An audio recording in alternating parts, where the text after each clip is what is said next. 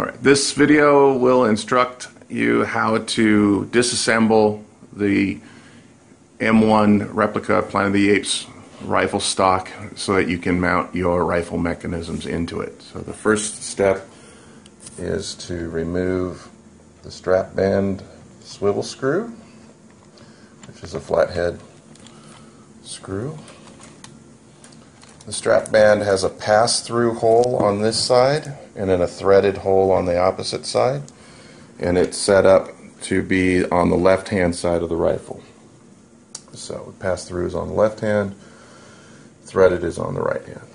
Then you have a flathead 1024 screw in the handle or the butt, and that is going through a pass-through hole on the left-hand side into a embedded nut on the right-hand side.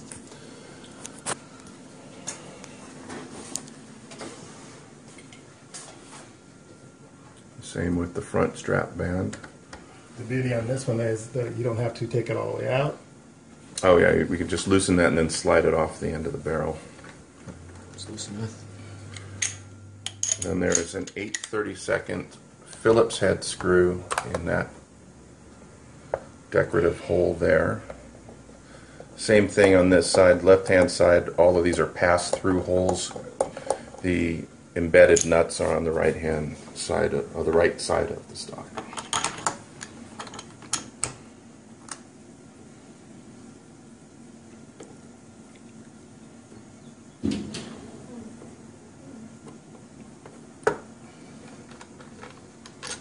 And both 1024 screws are the same length, so if you get them interchanged, it's not a big deal. The 8/32 is obviously the only 8/32.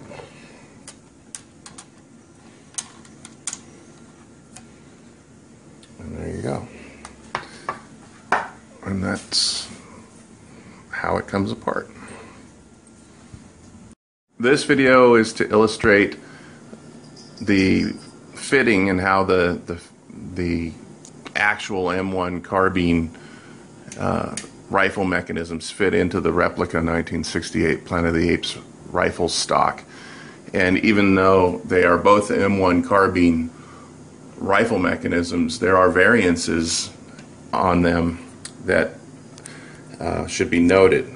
This is a World War II era M1 carbine and has a much narrower barrel lug. This is a later model, a newer model, Iver Johnson, and it has a much larger barrel lug area, which was the cause for damage in collectors that owned original ones. They would try to stuff this mechanism into the pine wood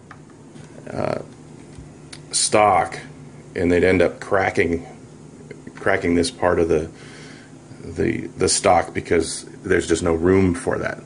Our replicas will take both World War II era M1 carbines and early or newer model M1 carbines because we've allowed clearance for that. My brother Mark, the gunsmith, has also pointed out that the similar differences, like here with the magazine release, there's this tab right there that in the rifle stock you would either have to remove this tab or change this release mechanism out with the older version, because there isn't a tab there, because this interferes with the cosmetics of the rifle. It hits this side. You'd either route this out, destroying the screen accurate look of the rifle, or change this piece if that's the type of release that you have to get rid of that tab. You can cut that off too. So there you go. But everything else drops right in. That's the Iver Johnson,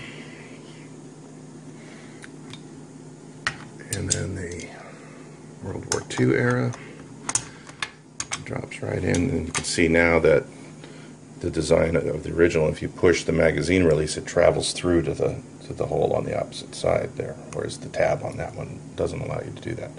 The next bit of information on this, again, because these were designed as movie props, They were just supposed to look cool. They weren't supposed to be actually functional in the sense that we're trying to make them for the sport shooters. There's no way of taking it off safety once you are able to put the safety on. So Brother Mark has come up with a simple little slotted tool that drops down into that hole, and once it grabs onto the tab, the safety, get out of my own light here, the safety is now on again. So just dropping this little slotted tool into the hole and twisting it turns the safety on and off. And when you're dealing with live fire weapons in this day and age, it's very important to be able to do that. So there you go.